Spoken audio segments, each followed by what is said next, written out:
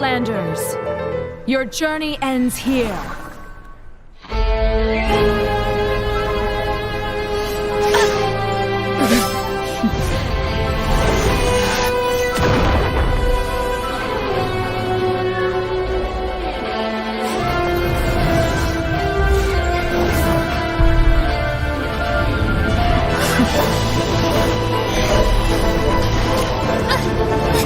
Wait! Give my sister back! All right, let's talk about Paimon. The most popular theory out there is that Paimon is secretly Asmoday, one of the shades of the Primordial One. But what if I'd told you that's just a red herring, a massive distraction from a much, much bigger secret? I believe the real reason no one in Teyvat, not even the other shades, seems to recognize Paimon is because she is a fragment of the Primordial One that was never registered in the Irminsul. To understand this, we need to look at a very specific boss, the algorithm of semi-intransient matrix of overseer network, or ACMON. Here's its official in-game description. A perpetual motion machine that rules over the many constructs scattered throughout the desert. It seems that the lonely ruler's will still indwells this device. Perhaps due to a friend's teachings, Nabu Malikata, in a dream, or perhaps because he coveted the power of the holy ones in the skies, Celestia, the king created mysterious devices that should not exist in this world before founding his realm in these lands. Amidst the ruins of the City of the Pillars, the ancient crystals still reflect the glory of the Golden Paradise, though none now live who remember the king's dreams.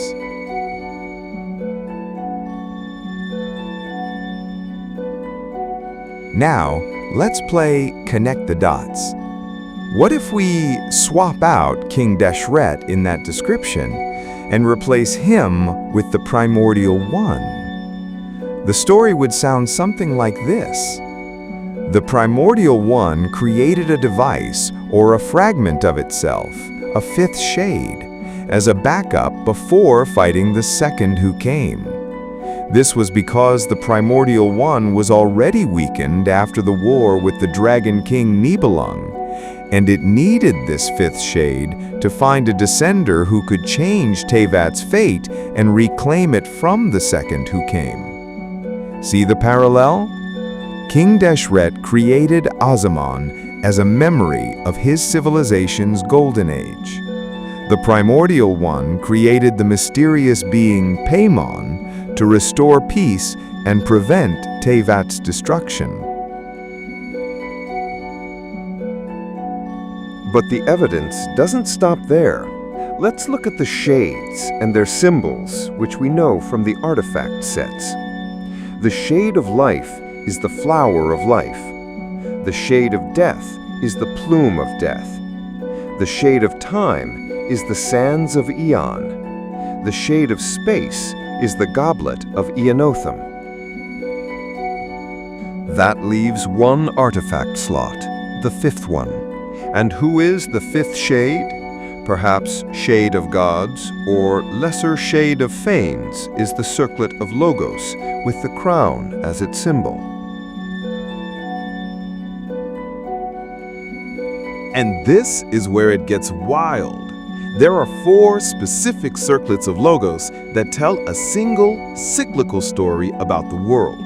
They are the tiara of flame, torrents, thunder, and frost. The first 3, flame, water, and thunder, all start with the same line. They say that once upon a time, the people of the land could hear revelations from the heavens directly. Then the envoys of the gods would walk among benighted humanity. Their stories link together in a perfect cycle. Tiara of flame.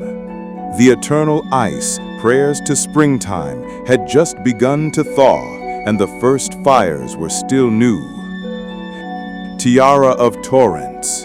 And the primeval fire, prayers for illumination, was extinguished in the first downpour.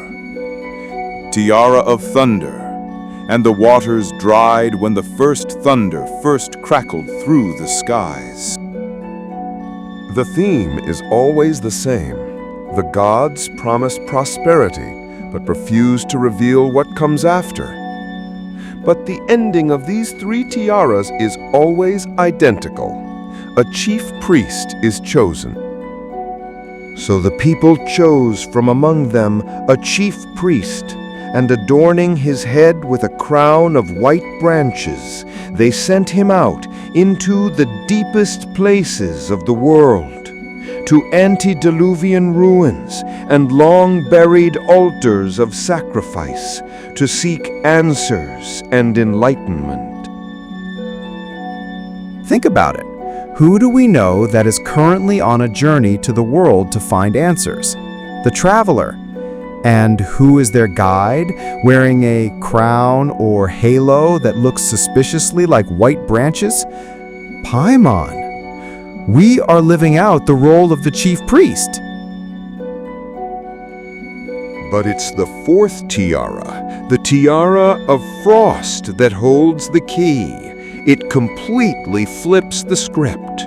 Its unding description is actually the beginning of the world's cycle. They say that once upon a time, the people of the land could hear revelations from Celestia directly. The envoys of the gods walked among benighted humanity then. In those days, life was weak, and the earth was blanketed in unending ice. And its beginning description feels like the end of the chief priest's journey. They say that the line of chief priests would always see the same sight as their days drew to an end. A mountain of crowns in a secret place beneath a withered tree, each hiding a lifetime of secrets. A withered tree, a mountain of crowns. Does that remind you of anything? That withered tree is the Irminsul, which we saw Dottore burn in a Winter Night's Lasso trailer. Paimon, acting as the guide from the Tiara's prophecy, is leading the traveler, the final chief priest, to that withered Irminsul. This leads us to the traveler's own story. The keeper is fading away. The creator has not yet come. But the world shall burn no more, for you shall ascend.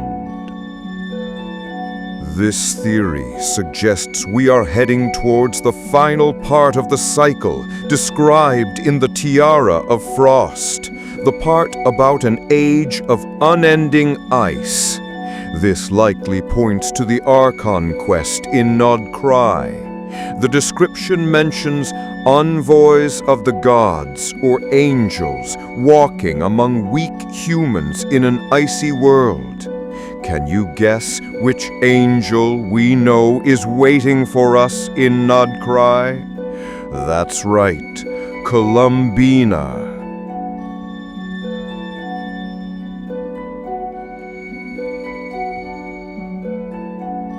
So, putting it all together, Paimon is not a god in the traditional sense. She is most likely a fragment of the primordial one, a fifth shade, or more specifically,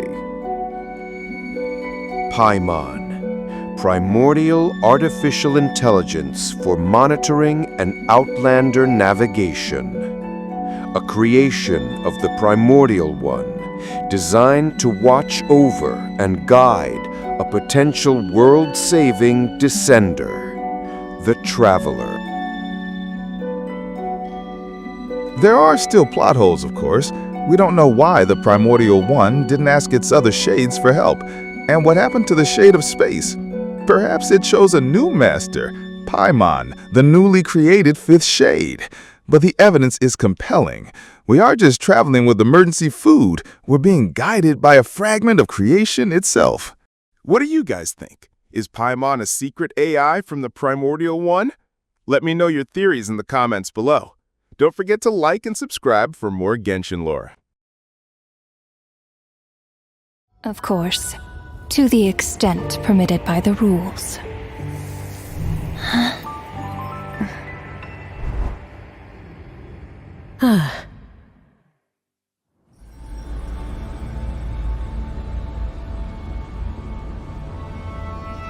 The gaze of the gods has always been considered a blessing. Hence the origin and meaning of visions. People have always yearned for the gaze of the gods. And yet, it is said that when mortals look directly upon the gods, they invite their wrath and retribution. And what of it? Lives will be lost, a nation brought to ruins. So be it. It is nothing I have not endured before. I already know the price of gazing upon the gods. So tell me, what is the price of killing a god? The god stays silent, as if the thought had never once crossed his mind. To all those who dare not look up to the heavens, Her Majesty the Tsaritsa says this. Behold,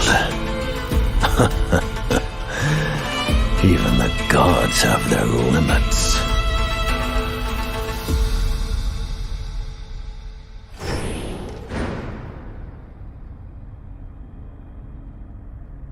Inspection over. Return to your posts. Make sure the Frostmoon Scions don't pose a threat.